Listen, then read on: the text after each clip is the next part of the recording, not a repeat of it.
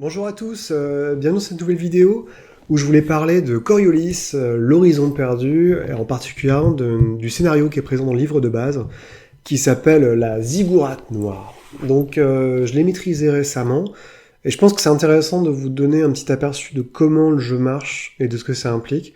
Donc l'histoire est extrêmement simple, vous êtes... donc ça c'est le pitch du jeu, vous êtes dans une galaxie perdue, vous êtes arrivé en exil il y a 200 ans, et l'humanité s'est un peu reformée autour de ce qui existait, donc notamment dans un secteur qui s'appelle Jumula, donc du nom d'une grande étoile qui chauffe, et vit essentiellement sur une cité astéroïde qui s'appelle Ship City, qui est un amalgame de tous les vaisseaux qui ont été utilisés pour faire l'exode. De cette base arrière, les humains ont créé des grands vaisseaux, qui sont des sortes de croiseurs, qui sont envoyés par des flux spatiaux, pour aller vite, dans les quatre coins de cette galaxie. Mais pour aller au-delà de cette galaxie, ça semble impossible. Donc l'idée, c'est que les humains sont partis, ont pris ces gros vaisseaux, ils ont des petites navettes dedans, ils ont glissé dans l'espace pour arriver et répertorier 4 ou 3, je sais plus, 3 cadrans qui constituent en fait l'étendue spatiale connue de ces exilés. Ce monde évidemment est mourant, puisqu'en gros le Ship City est trop gros comment dire, pour tolérer toute l'humanité qui est présente. Donc il y a des gens qui vivent sur des colonies, il y a des phares et compagnie.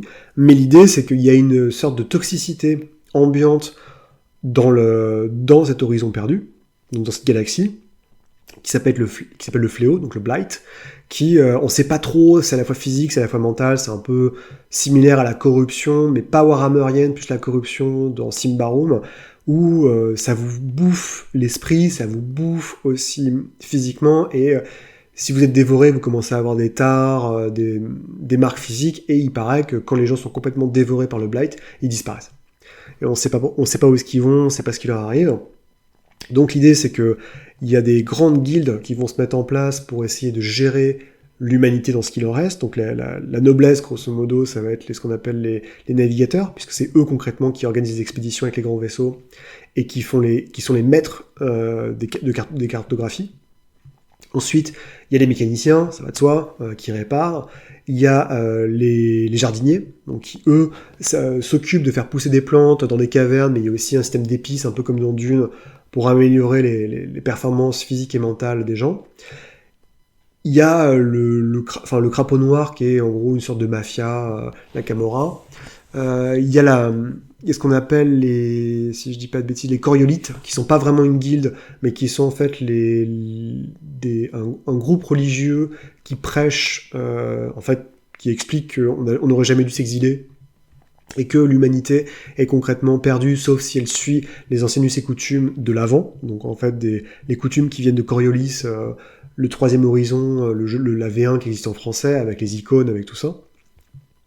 Et il y a la dernière faction, qui est la vôtre, qui s'appelle les explorateurs. Et les explorateurs, ils sont pas du tout intéressés par ces jeux de pouvoir, même s'ils se retrouvent un peu coincés là-dedans, mais leur job, c'est simplement d'explorer toutes les ruines, toutes les planètes qui ont été répertoriées par les cartographes, pour trouver un espoir, pour trouver quelque chose qui leur permettrait de se casser de l'horizon perdu. Parce qu'en fait, la raison pour laquelle les exilés sont partis dans cette direction-là, c'est parce qu'ils ont entendu une communication radio d'un vaisseau qui s'appelle le Nadir, qui est l'un des premiers vaisseaux perdus de toute l'histoire du monde de Coriolis. Et donc, il y aura une campagne, évidemment, au futur, qui vous permettra de savoir ce qui est arrivé au vaisseau Nadir. Il y a aussi dans cette galaxie, donc la raison pour laquelle on explore les ruines et les souterrains, c'est parce qu'il y avait une civilisation avant, qui s'appelle les bâtisseurs, qui ont disparu, c'est pas aussi, mais ils ont laissé derrière eux des équipements et des choses très très intéressantes pour notamment combattre le Blight.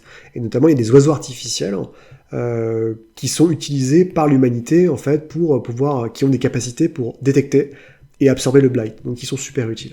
Et donc, vous avez cette idée-là, c'est que vous êtes envoyé généralement en mission par Moshka, donc la grande chef de la guilde des explorateurs, pour fouiller, mais aussi des fois en tant que mercenaire, pour résoudre des ordres de mission plus ou moins bien payés. Donc l'idée, évidemment, ce qui va être très intéressant, c'est que quand il y a une campagne qui a été annoncée, il n'y a aucun suivi pour l'instant, dans cette campagne, on va jouer des explorateurs, et on va comprendre ce qui est arrivé au vaisseau du Nadir. Ça sera très intéressant. Et pour l'instant, le seul scénario qu'il y a, celui qui est présent dans le bouquin de base, qui est en fait Un scénario type, à savoir que la guilde vous mandate pour aller chercher un navigateur qui a disparu sur une obscure petite lune, d'une obscure planète au fin fond d'un des cadrans répertoriés, il y a des lustres. Donc vous y allez, c'est une planète où il y a une espèce d'immense forêt rouge, et il y a des racines partout, ça. Et sur cette planète, il n'y a qu'une seule structure, c'est une espèce de grande pyramide noire qui absorbe la lumière. Donc très vite, l'idée c'est que vous allez fouiller, vous allez percevoir qu'il y a un vaisseau qui était présent, qui a essayé de décoller, qui s'est craché. Et ce vaisseau était complètement pris dans ces racines noires. Donc, n'écoutant que votre courage, évidemment, vos gars vont aller dans la pyramide et s'apercevoir que partout dans la pyramide, il y a du blight, évidemment. Et il y a des racines noires qui, en fait, sont un truc parasite. L'idée, en fait, du scénario, qui est assez simple, c'est que dans cette pyramide, il y avait des membres du crapaud noir, donc de la mafia, qui ont trouvé une plante, donc cette racine noire, pour créer une poudre extrêmement importante qui s'appelle la poudre rouge, je crois, qui est transformée en épices, et qui vendait à la guilde navigateur, puisque c'est complètement illégal. Évidemment, les jardiniers font la gueule. Mais cette poudre avait la capacité, donc, par exemple, d'améliorer les performances, un peu comme les mantas dans Dune. Elle améliore les performances des arithméticiens, et les arithméticiens sont des gens très importants pour les cartographes, pour définir les routes, les navigations, etc. Sauf que, évidemment, le crapaud noir étant ce qu'il est, à savoir un amalgame d'individus peu scrupuleux et obsédés par l'argent, ils ont dit, dis donc, ça va pas assez vite le rendement, si on chauffe les plantes, elles adorent ça, donc on va mettre des ventilateurs pour chauffer encore plus les plantes.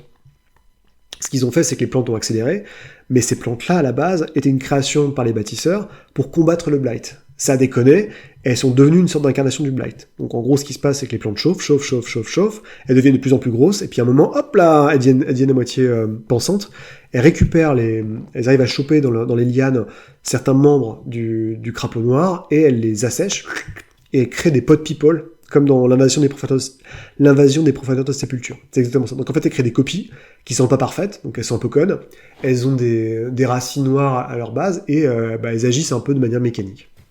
Évidemment, le navigateur que vous recherchez est arrivé sur cette planète parce qu'il est en deal avec le crapaud noir, et il s'est fait choper par les plantes, donc la plante l'a absorbé, l'a recraché, et le pot people, donc la cosse, le zombie qui le remplace, grosso modo, a piqué ses vêtements, et puis il attend en bas, en espérant qu'il y ait des humains assez bêtes pour venir le chercher, et le ramener sur Ship City pour qu'il puisse infester tout Ship City, plante qu'il est. Donc, avec cette sorte de monstre plante, vos joueurs vont arriver, vont commencer à...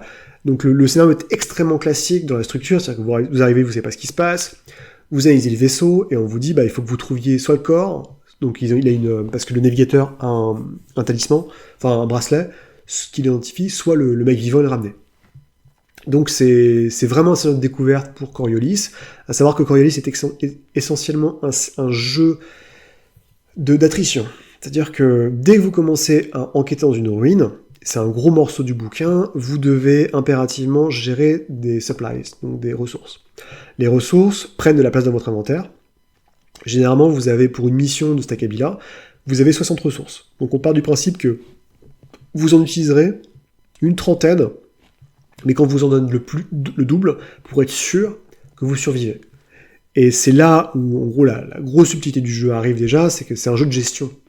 C'est-à-dire que dès le début, vos joueurs doivent faire attention à ce qu'ils ont en inventaire, parce que hormis leur armure, ils vont avoir, ils peuvent prendre X objets sur eux, et je sais pas, genre, ils ont 10 emplacements sur eux, 4 ressources, ça prend un emplacement, donc vous réfléchissez, après, c'est comment est-ce qu'on se répartit, patati et patachmol, parce que à chaque fois que vous ratez un jet, à chaque fois que vous passez 15 minutes sous terre, à chaque fois que vous devez recharger une arme, à chaque fois que vous avez un inconvénient, donc en fait il vous arrive une galère quand vous descendez en profondeur dans la ziggourate, et vous perdez une ration.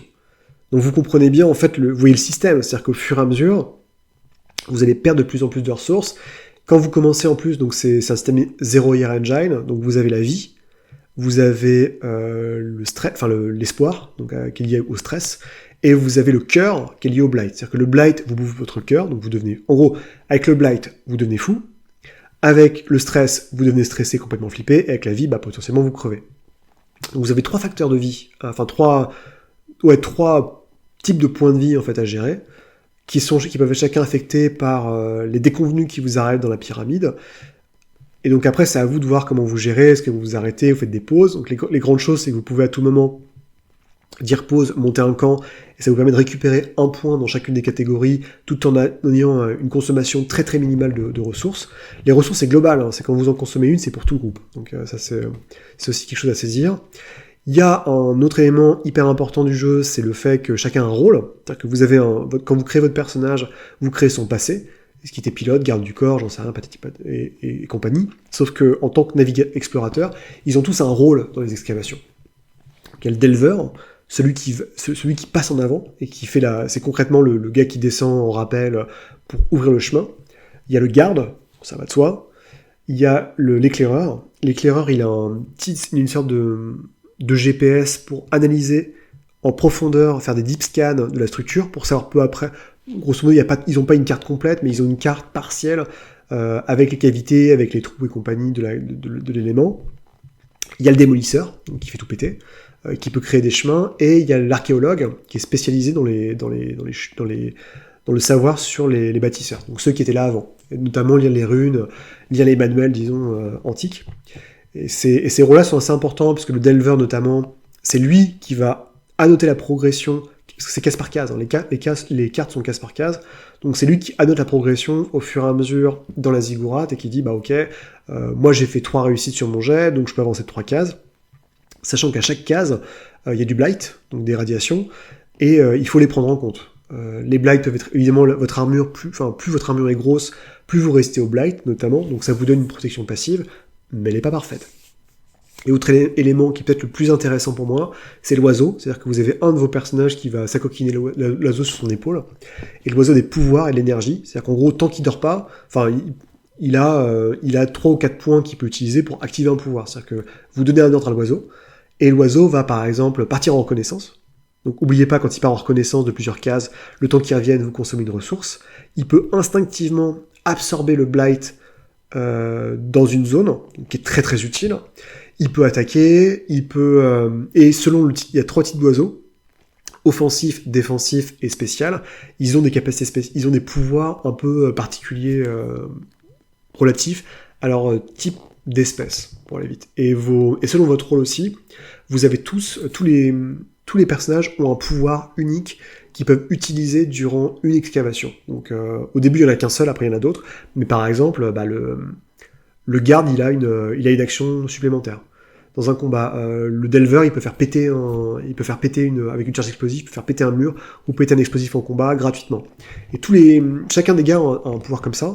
Il y a une liste assez importante en fait de ces manœuvres spéciales, mais qui implique évidemment de jouer en campagne, puisque vous n'avez l'expérience pour votre groupe que à la fin de chaque mission. Et donc voilà, en fait, c'est un jeu qui est assez particulier, parce que, faut apprécier des jeux d'excavation, concrètement, même si j'aime pas le terme, c'est du dungeon crawling, c'est-à-dire que vous avez un objectif à rendre. Cet objectif consiste à explorer une structure en ruine. Les seuls moments où vous prenez pas cher, c'est quand vous êtes dans des zones, donc les zones où le temps redevient normal. Et là, vous avez des descriptions, vous avez des objets, vous avez des monstres.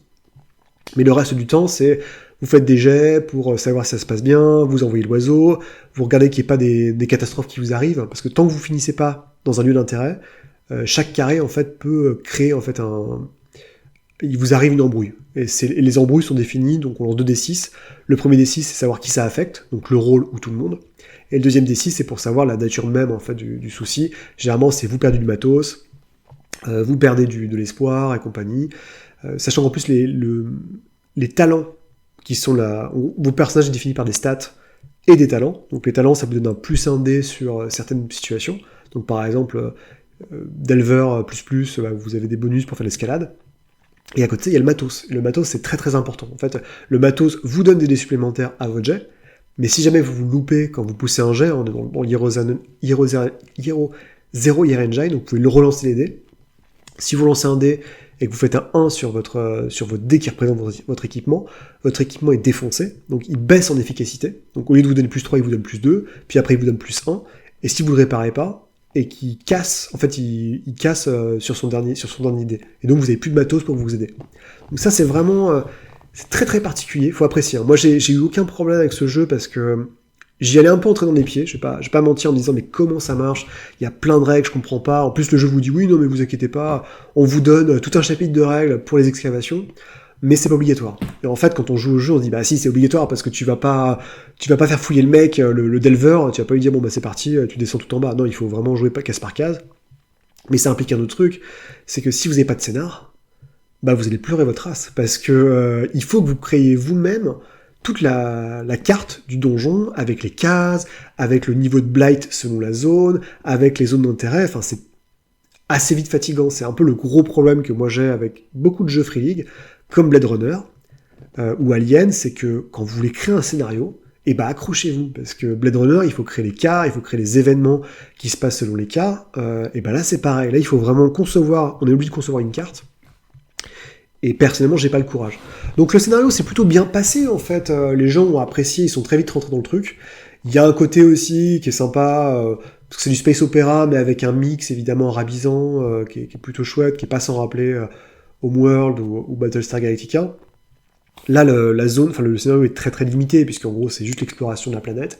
Donc il n'y a pas toute la partie politicarde, politicienne qu'on peut avoir quand on commence à Ship City. Il n'y a pas le voyage non plus, c'est un peu con parce que il y a un gros chapitre sur les règles de voyage spatial avec les navettes, comment ça marche, les vents spatiaux, qui est complètement mis à la trappe. Mais ça reste c'est honnête, hein, ça reste un honnête scénar d'introduction, évidemment, parce que le pitch c'est que vous allez descendre, vous allez vous apercevoir que il y a les humains que vous croisez, ils sont un peu bizarres, qu'il y a des plantes partout, il y a des méchantes plantes religieuses qui se baladent, et à la fin, vous arrivez dans la grande chambre, et là, techniquement, soit vous attaquez la nervure centrale de la racine, puisque vous comprenez très vite que le mannequin qui est face à vous, le faux navigateur, c'est pas lui, puisqu'il y a son cadavre qui est juste derrière un pilier avec son bracelet. Et du coup, mes joueurs ont été assez malins, ils ont dit on va pas l'attaquer, on n'est pas con, parce que tant que vous attaquez pas la nervure, le cœur en fait de la plante, elle vous attaque pas non plus. Donc ils ont dit oui, vas-y, suis-nous Coco, on va te ramener tout chez nous. Et là, il y a un élément supplémentaire qu'on peut vous ramener, c'est qu'en fait les jardiniers, donc la guilde des jardiniers, peut arriver pour mettre un terme à toute la magouille, en fait, à toute l'espèce de laboratoire interdit. Et donc ils vont tuer tout le monde. Mais ils sont habillés comme des Space Marines, enfin ils arrivent, ils défoncent tout. Ce qui à la fois permet de relever la tension, si jamais tout le négoce à la fin se passe bien avec la plante et que vous l'attaquez pas. Et d'un autre côté, en fait, montre aussi un peu les bisbis politiciens, en montrant des factions supplémentaires qui sont inclus, et montrant que, grosso modo, il n'y a que les explorateurs qui sont là pour le bien de l'humanité, sachant que les jardiniers, l'espèce de SWAT, donc le GIGN des jardiniers, pour aller vite, on vous les montre comme étant des gros bourrins, enfin ils se posent au sommet de la pyramide, ils descendent en rappel, ils commencent à dézinguer tout, alors que justement les explorateurs sont des mecs assez subtils en général, qui font attention, qui ont des armures assez légères, qui savent parfaitement générer le blight, les dangers naturels, donc c'est comment est-ce que vous allez arriver à prouver que malgré votre puissance de feu bien inférieure, vous êtes beaucoup plus malin, et que vous allez vous en sortir. Donc pour moi, voilà, la remontée s'est fait sans problème pour eux. On l'a fait en 2 séances de 3 heures. C'est plutôt bien passé en général. Le système est pas mal. Ce qui est vraiment bien, c'est alors ouais, vous lancez des palettes de dés, mais il y a vraiment la distinction mes dés à moi, mes talents et le matos. Il y a un vrai travail à faire par contre évidemment sur la gestion du matos, la gestion des talents et d'inventaire. Ça, vous pouvez pas y passer. Si vous aimez pas ça, vous allez passer un mauvais moment, mais c'est au cœur du jeu, en fait, puisque c'est un jeu d'attrition, donc si vous n'aimez pas ça, passez votre chemin, parce que ça va être infernal. Au-delà de ça, voilà, c'est un scénario gratuit qui est dans le bouquin de base, donc ça c'est quand même plutôt bien foutu. Je trouve mieux, par exemple, que le scénario qui est dans Symbaroum, que t'es pas génial, j'avais trouvé. Là, c'est vraiment sympa, il y a pas mal de choses, en plus il y a un donjon, entre parenthèses, prêt à jouer. Le problème, évidemment, c'est la suite. Qu'est-ce qui va être fait ? Ils ont promis une campagne, je pense que le jeu vivra ou mourra par sa campagne, parce que, en l'occurrence, je vois très mal des gens créer des scénarios pour Coris, l'horizon perdu, le jeu est mécaniquement trop pensé pour de l'attrition, pour de l'exploration, pour être fait de but en blanc facilement par quelqu'un un amateur qui voudrait faire son scénar. Ça demande des compétences en cartographie, ça demande des compétences en game design qui sont quand même assez poussées, parce qu'il faut penser le challenge que vous avez en face selon les joueurs que vous avez. Moi, je trouve ça un peu fort du café. Donc on verra, hein. Encore une fois, il n'y a pas de souci, la campagne, je serais avec grand plaisir que je la lirai, je la ferai peut-être jouer, mais en l'occurrence, c'est vrai que ça... c'est comment dire, c'est le supplice de Tantale, parce que le scénario vous montre ce qui est intéressant avec Coriolis, comment ça peut marcher, mais une fois que vous avez joué à ça, bah voilà quoi, il n'y a plus grand chose d'autre, donc c'est un peu dommage, et il faut vraiment qu'il y ait un suivi de gars, même je pensais, comme Simba Room, faire des petits scénarios supplémentaires avec plein d'endroits à fouiller, des petites histoires, parce que c'est vraiment ça qui fera toute la différence, parce qu'en l'occurrence, créer un scénario semble extrêmement délicat et demande beaucoup d'investissement personnel pour vous en tant que mec du joueur, et déjà quand on est mec du joueur, ça demande généralement beaucoup d'investissement, donc voilà. Donc c'était un peu mon expérience sur la Ziggurat Noire, en espérant que ça vous ait plu, et ça se laisse, c'est rigolo, faut tester, en fait, une fois pour voir un petit peu ce qui se passe.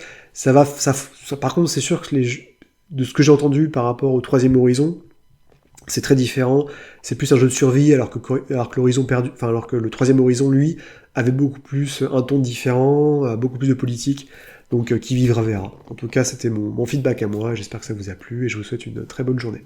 Allez, salut!